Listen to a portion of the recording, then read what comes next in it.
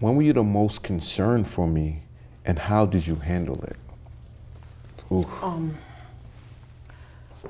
I was the most concerned the day we had to go to the judge. And I remember when we got to the courtroom, there was no judge in there. And I went back and started knocking all the doors. And I saw this door open, and I asked the guy, I said, listen, I came to look about my son. Could you tell me, where's the judge that's going to deal with him? And he asked me who I was, and I told him. And I said, well, I'm Roy Waterman's mother. I came to look about him. And he looked at me and he smiled. And he said, just go wait in that room. I'll be right out. And when I got to the room, he was the judge.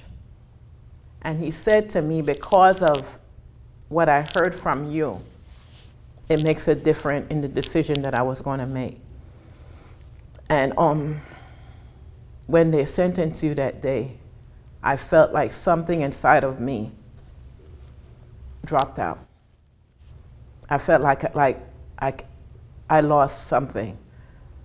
And I didn't know how I was going to do it and how you were going to do it, because I wanted to bring you home with me.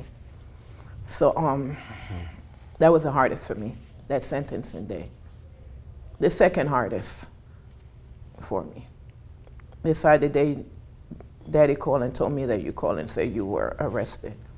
So that was the second. So I want to answer the question as well. For me, when I was the most concerned for you was actually kind of like the second part of what you just said, right? I remember getting locked up, and I was allowed a phone call. And I remember making this phone call to the house, but no one was there. And I remember I had to leave a message on the answer machine. And all I could think about is like, wow, when they hear this, how they're gonna feel, what's gonna be their response, like how they're gonna take this. It was the hardest phone call I've ever had to make in my life. And I was the most concerned for you when I felt like you were gonna receive that message, and like how you were gonna like take that. Like how were you gonna absorb that? How were you gonna respond to that? Was like the single most probably difficult times of my life. It was a hard day because I was at work, and I remember having the phone in my hand, and my staff was all around me. I was running the women's shelter, and they said, don't move. And I said, what? They said, you're standing in a pool of blood. And I never told you this before, but I started hemorrhaging. And I just asked God for strength that I'll be able to do whatever I needed to do to get you out, because I felt like, okay, I'm going to get him out. I'm going to do whatever I have to do to get him out. That was my thinking that day, August 1st. And it didn't happen. And I prayed, and I tried everything I could try, because from my culture, you pay somebody and they'll do something for you and work a little voodoo and a little this and a little that. That was my thinking. So I went to Jamaica, West Indies. I went everywhere that I could go, and I paid everybody that I could pay because I needed to get my baby home.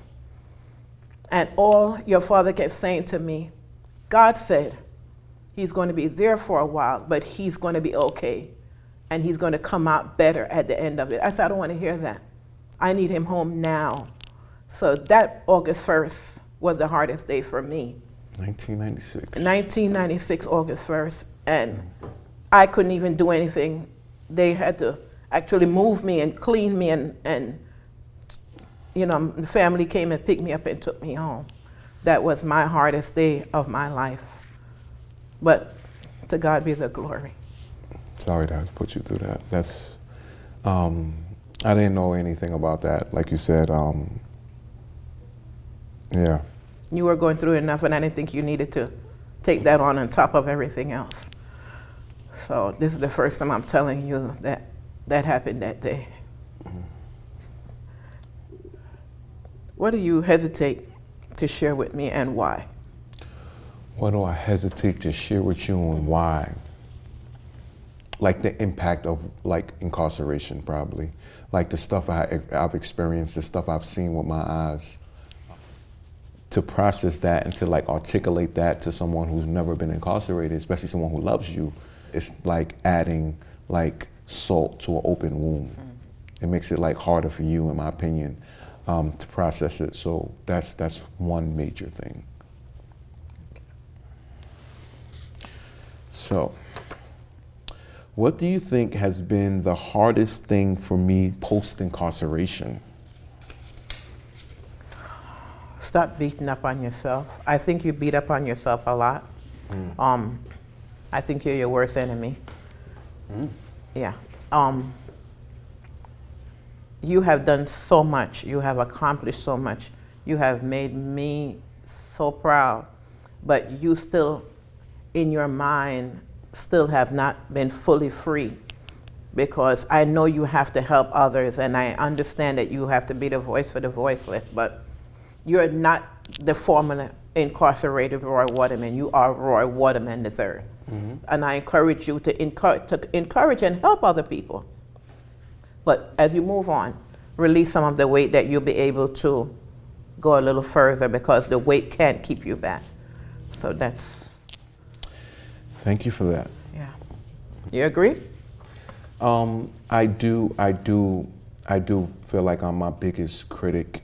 And that's like part of like, probably like, who knows, that's probably part of like the trauma of incarceration, right? Like, and even before probably, but more so afterwards, it's like, you know, when you have a lot of time to yourself when you're incarcerated, especially when you're spending time in isolated confinement, in solitary confinement, it's like you get a lot of time to think about things, right? You think about everything you've done. You think about, you know, all the people you've encountered in your life. You think about how you've impacted them, how they've impacted you. You think about mistakes you've made. You think about regrets. You think about so many different things. And you're processing those things, but you're processing them alone. You have to like kind of like diagnose yourself in a way, just to kind of cope when you get back into population, how you're gonna navigate, how you're gonna protect yourself, how you're gonna like, you know, make it to the finish line. The finish line is your end date, the date when you go home. It's 9 years. So after, and maybe it's my thinking that, at what point do you get your second release? Because it's 9 years, you were released, and now you need to be released again. That you will not live so much in the past, but push towards. Well, I don't think I lived so much in the past. I think that's hard for you to comprehend the work I do, and having to be very transparent in the work I do. So realizing that, you know, I'm speaking to not just the population of people who are incarcerated or formerly incarcerated, but I'm speaking to people who've never been impacted by incarceration. This is like my driving force. This is like me and my legacy. I believe that my legacy can only be gauged by the amount of people I can impact on this planet, not by how many zeros I have in my bank account. So for me, it's all about impact, and it's all about investing in human beings and investing in human capital. What do you remember about the first time we met? That was a very special day for me, because I wanted a son more than anything else. And after 24 hours of labor, they had to help along, and there you were, a blessing to me from that day until now. It's your turn. Next question.